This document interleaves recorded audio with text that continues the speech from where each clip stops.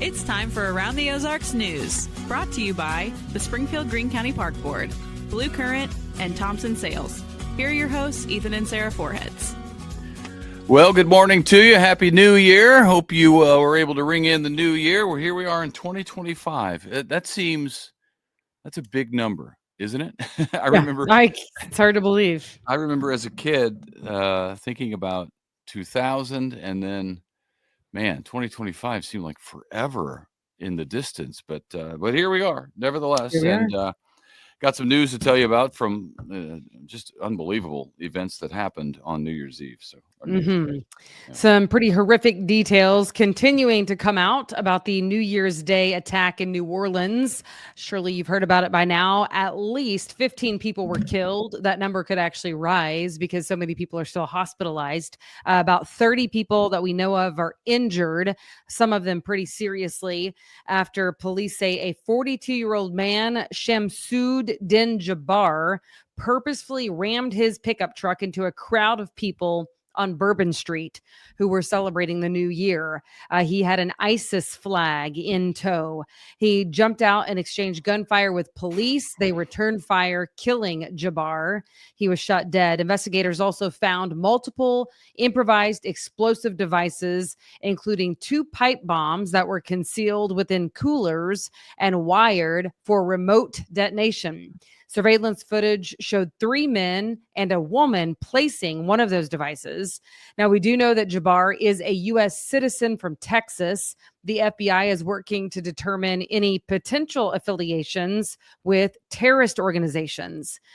Get this, Jabbar actually was in the U.S. Army. He joined the U.S. Army in 2007, working in human resources and in information technology. We know he deployed to Afghanistan from 2009 to 2010, and then he transferred to the Army Reserve in 2015 and left the Army in 2020 at the rank of Staff Sergeant. That's always mind-boggling to me, how members of our own military can be affected in that way. That I don't understand it. I don't understand how that happens, but it does. And thankfully, the bombs didn't go off. It could have been so much worse, and it was the only attack that we know of, right? Yeah. And police responded quickly. I mean, there was in Hawaii, I didn't put this in the show, but in Hawaii, there was a fireworks mishap that killed 4 people, injured about 20 others. So, I mean, there were some other things, obviously not to this degree. I mean, this is a terrorist attack. So, by the way, the attack, of course, means that the Sugar Bowl game that was going to be played in New Orleans, that was against Georgia and Notre Dame, that will now be played today because of the attack yesterday. Also, this is just interesting. Jabbar, the driver, drove through some barricades in order to hit the crowd, but apparently there is some better equipment for this type of prevention, incident prevention, but those barriers, some of them that would normally be set up for something like this, they are being worked on right now because they're going to be used for Super Bowl, which of course is in New Orleans next month. So they definitely had barriers. It's just not, apparently they weren't necessarily the ones that you would, often find for this type of an event, because they are working to make them more secure for Super Bowl. Well, and a lot of times the police will line up the big vehicles and make them dump trucks and city trucks, those sorts of things. Those act as barriers as well. So yeah, they did that in Springfield, actually. I saw what were we doing? We were like driving downtown for some reason. Because we weren't actually at the parade. I'm not sure where we were going, but we saw the dump trucks, and city vehicles, big, hefty ones, blocking some of the main streets. So, that makes good sense because they have those vehicles anyway. So just put them to use and let them be a barrier. Well, right. All right. Well, it's a reminder that the terrorists do indeed want to kill us. So we have to be vigilant. Also in the news in this new year, a lawsuit filed by former Missouri Attorney General Eric Schmidt against Springfield Public Schools. The civil suit claimed SPS violated the open records law by not providing Schmidt's office with records relating to whether the district was teaching critical race theory. For its part, SPS said it would take thousands of employee hours to review those documents, and therefore the district would require appropriate reimbursement for that. The new Missouri Attorney General is the one who dismissed this case this week. Schmidt, of course, is now a U.S. Senator, the former Attorney General who filed the lawsuit. The dismissal states that SPS must agree to comply with the Sunshine Law, and the judge noted that the district provided about a dozen documents requested by the state AG's office. Yeah, it's wild. I'm sure a relief for SPS, I would imagine. So looks like that case is over. We've had years of warning. We've been talking about this on the news for it seems like a decade now. And maybe we've been talking about it since 9/11. That is when this initially came up, was since 9/11. So 2001. That makes and sense. Now we're in 25. So yeah, it's time. Well, it's been delayed. I mean, I don't know, a dozen times. The deadline comes and then they say, okay, we're not ready. People aren't ready for it. Talking about real ID. This is supposed to be now the year that you have to get one if you want to fly, because that's really the main reason why you would need one to get on an airplane. They do look for the real ID. Also, if you want to visit a federal facility or go to a nuclear power plant, you'd need one there as well, or Army base, I think, as well. Starting in May, the TSA will be prohibited from accepting state-issued IDs. Right. And they're easy to get. I mean, you do need more documents. So if you're going to go get one at the License DMV, office. Yeah. Then make sure you take everything that you need. I think we had to go back and forth a couple of times. But they also may change the deadline and delay it again, because they are wont to do that. Yeah, I just feel like it makes sense, honestly. I mean, it's once you have it, then you have it. You have to get your license renewed like normal, but the renewal is no different than what it currently is. It's just that initial getting it. And I mean, when we're talking about a terrorist attack within the same newscast, we need to stop complaining about it. Not that you were, but I just mean it's literally been since 2001 that they've been talking about it. So plenty of time.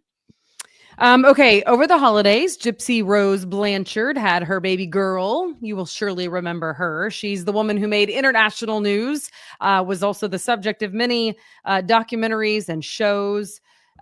She became the storyline after she was raised to believe that she was a very sick child. Of course, that was not true. Her mom, Dee Dee Blanchard, had a condition called Munchausen's by proxy, where she imposed a sickness on Gypsy that didn't really exist for attention and money. And she did get a lot of that. But she also got killed by Gypsy's then boyfriend in 2015. Once Gypsy grew up a little, recognized what was going on. Gypsy's daughter, her new little baby girl, is named Aurora, named after the beautiful Aurora Borealis, or Northern Lights. So congratulations to her. Stamp prices to mail a regular letter are staying the same. That's the good news. But shipping prices are going to go up in a couple weeks, January 19th. Kind of big, so be prepared. The United States Postal Service says we'll see a 3.2% increase for Priority Mail and Priority Mail Express. USPS Ground will go up by 3.9%. And Parcel Select is going up by 9.2%. Wow. So the rate changes are going to pay for modernizing the Postal Service and to help them achieve financial sustainability. Well, I wish them good luck. Me too. They've been trying to achieve that for a long time. They have. A 7-year-old girl from Aurora, we mentioned Aurora in this newscast. A 7-year-old girl from Aurora is going to be okay after swallowing a button battery on Christmas Eve, which is a very scary incident. She's now recovering at a hospital in St. Louis as a result of that. The battery came from a watch that the girl was given as a gift. And every year, more than 3,000 children swallow those kinds of batteries. We've been talking about that in the news for years, too, since they became popular. because they are really dangerous. 70 children have died from it. Thousands of others have ended up in the emergency room, those button batteries. But that little girl from Aurora is going to be all right, which is good news. Yeah. Yeah. There's a picture of her online, actually. She looks adorable, looks to be doing well. And they said that she will recover fully. So warming centers are having to open in and around Springfield because it has been cold. The flip has switched, so it seems, especially overnight. So some of them are daytime shelters, others are overnight shelters. You can find those online if you or someone you know might need a shelter from the cold. Yeah, I haven't seen the forecast. We were in St. Louis over New Year's Eve, and it was, I think, 60 the day before we left on New Year's Eve. We were out. I was working in the garage and putting stuff away and giving stuff away and doing all the thing I do in the garage 2 or 3 times a year to try to reorganize it with bikes and cars and all of that in the wintertime. But then we went up to St. Louis, and man, it got cold up there. The wind was blowing. And it was pretty chilly. I know it was chilly here as well, too, because we arrived back. And we might have some cold to deal with. But, man, it's been a really, really mild winter. To get to this point, in winter, January now, and to not have really frigid days is a blessing. I see it as. Yeah. A lot of people don't. Yeah, you and me both. By the way, if you look at the forecast, which you need to watch Abby Dyer because she is the real meteorologist around us. But I did say did see possible snow on Sunday. What? I know. For real? Yeah. I mean, wow. Again, I'm not a meteorologist. I just pretend to be one on TV sometimes. But she can tell you. Wake Up Weather with Abby Dyer is next, in fact. So stay tuned for that. Because I saw back it for the online and I was like, somebody help. Yeah. So, okay. All right. I think that's it. You guys have a good day. Thanks so much. Happy New Year to you. And we'll see you back here tomorrow. Yep. Thanks for being with us in 2024 and now 2025.